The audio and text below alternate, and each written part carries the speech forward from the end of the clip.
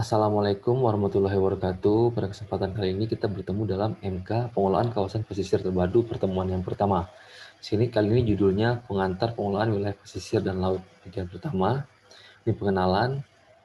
Oh, lupa buat kontrak. Tadi ada kontrak sebenarnya. Nah, di sini sekarang adanya krisis moneter mengakibatkan pengelolaan kawasan perairan itu terganggu.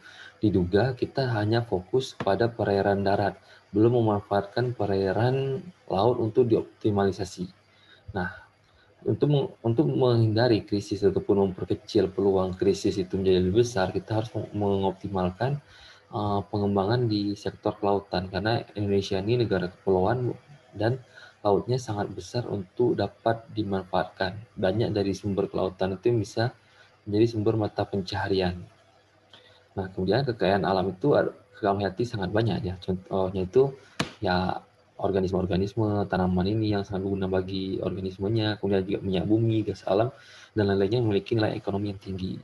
Kemudian pemanfaatan kelautan itu masih jauh dari optimal ya, karena kan kebanyakan terbatasan teknologi ataupun akses menuju usaha di lautan masih susah dan biasanya juga terkendala di modal. Nah, jadi mengakibatkan wilayah pesisir tidak berkembang.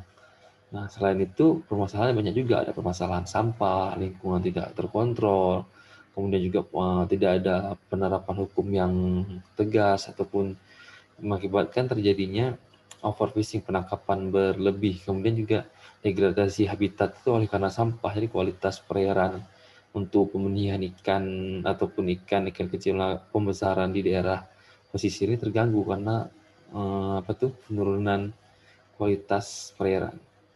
Nah, penataan ruang otonomi daerah, maksudnya tuh di setiap daerah tuh sekarang sudah dikembalikan kepada provinsi ya untuk pengembangan daerah-daerah pesisirnya. Tadi selain pusat itu melakukan atau memberikan arahan lah untuk pengembangannya, sementara pengembangan secara teknisnya lebih kepada provinsi agar pemanfaatan ruang lautnya lebih optimal.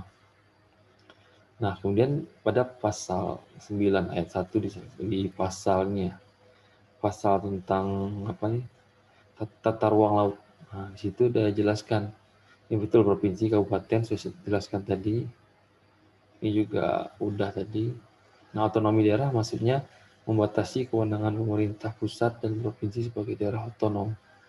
Nah, maksudnya berarti kalau otonomi itu lebih, kalau di teori ini lebih ke kabupaten kayaknya, biar pusat dan provinsi tidak begitu banyak intervensi. Nah, jadi lebih bagus lagi pengarahnya kalau per kabupaten ya. Karena pemerintah dan provinsi yang diperkenalkan menyelenggarakan kegiatan otonomi terbatas sebagaimana yang diatur dalam PP 25 tahun 2000 tentang kewenangan pemerintah. Oh ya, mungkin harus tidak mesti dari pemerintah provinsi, tapi dari pemerintah kabupaten bisa juga.